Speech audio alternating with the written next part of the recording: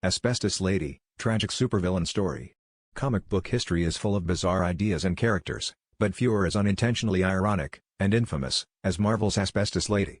Making her debut in 1947's Human Torch Comics number 27, Asbestos Lady was Dr. Virginia Hill, a scientist who turned to crime after her research was dismissed and underfunded. Her claim to villainy? She wore a suit made almost entirely of asbestos, allowing her to withstand the fiery attacks of the Human Torch. At the time, asbestos was hailed as a miracle material, fireproof, durable, and cheap. No one knew that decades later, it would be infamous for its deadly health risks.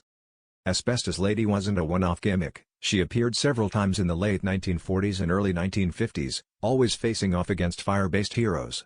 Her suit, lined with thick layers of asbestos, was depicted as the ultimate defense against flame, letting her rob banks, sabotage factories, and even challenge other criminals.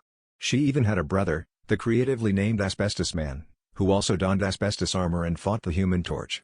In the golden age of comics, creators were constantly inventing new materials or super-scientific gadgets, but Asbestos Lady's premise was rooted in what was then considered cutting-edge real-world science.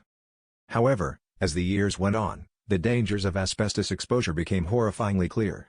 Asbestos fibers were linked to cancer, particularly mesothelioma, and other deadly diseases. By the 1970s and 1980s, the material was being banned from use around the world, and comic fans looked back at Asbestos Lady with a mix of amusement and horror. What had once seemed like a clever, science-based superpower now read like a tragic cautionary tale, especially considering her storylines sometimes hinted at her suffering from mysterious illnesses, a chilling foreshadowing. Asbestos Lady stands as one of the strangest relics of comic history, a reminder that even the wildest ideas can age in unexpected ways. Her story is less about supervillainy and more about how our understanding of science changes over time, sometimes with grim consequences. Brought to you by Victory Age Comics.